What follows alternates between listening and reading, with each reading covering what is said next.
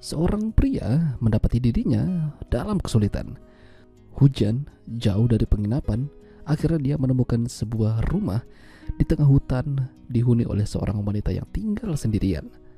Lalu, sesuatu yang membagongkan terjadi pada mereka. Film dengan judul NR23 yang dirilis pada tahun 2003 yang lalu akan menceritakan kisah singkat mereka. Sebelum lanjut, film ini tuh film pendek, tapi ada begituannya. Jadi mungkin beberapa bagian bakalan aku isi pakai foto aja. Seorang wanita tinggal sendirian di rumah di tengah hutan itu. Namanya adalah Rene. Dia seorang pengrajin dari tanah liat. Uniknya, dia membuat sebuah kerajinan tangan yang mirip seperti rudal. Tahu lah ya, entah itu hobi atau memang sebagai mata pencariannya. Yang jelas, ada satu kerajinan tangannya yang dia anggap gagal. Nomor 23.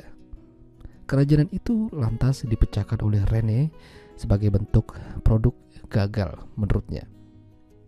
Rene mencoba kembali membuat penggantinya, namun dia tidak bisa mendapatkan hasil yang diharapkan karena tidak ada cetakannya. Jadi dia harus mengira-ngira dan ternyata susah.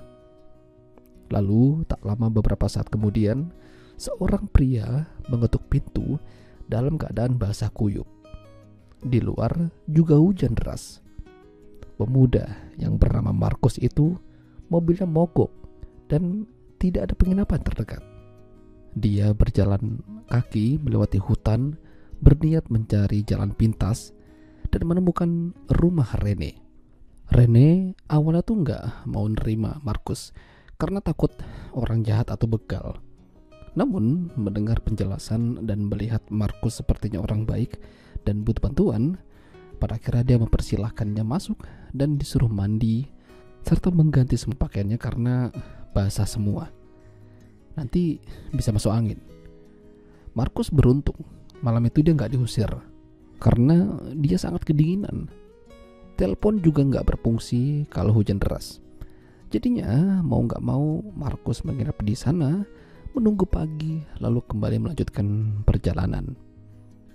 Setelah mandi dan mengganti semua pakaiannya, Markus melihat-lihat kerajinan tangan yang dibuat oleh Rene. Ternyata dia cukup impress, namun mempertanyakan kenapa nomor 23 kosong. Rene menjelaskan kalau nomor 23 itu sedang dalam masa pembuatan, namun dia kesulitan.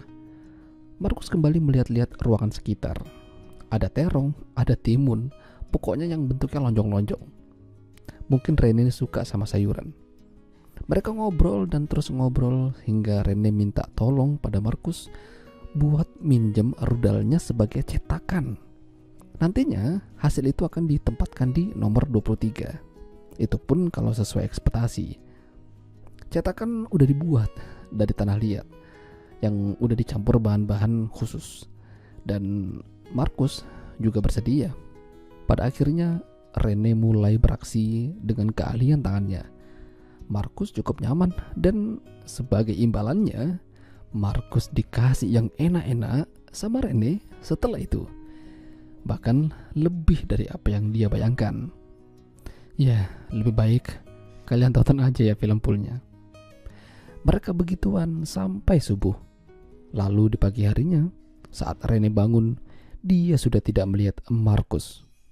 Dia sudah pergi. Rene beranjak dari tempat tidurnya menuju meja makan untuk sarapan roti dengan madu. Madu itu bukan madu biasa. Semalam madu itu mereka pakai buat begituan. Cetakan rudal yang dia buat kemarin ternyata sesuai ekspektasinya. Hasilnya mantap. Kala itu dia belum sempat menempatkannya ke nomor 23 karena ada orang yang datang.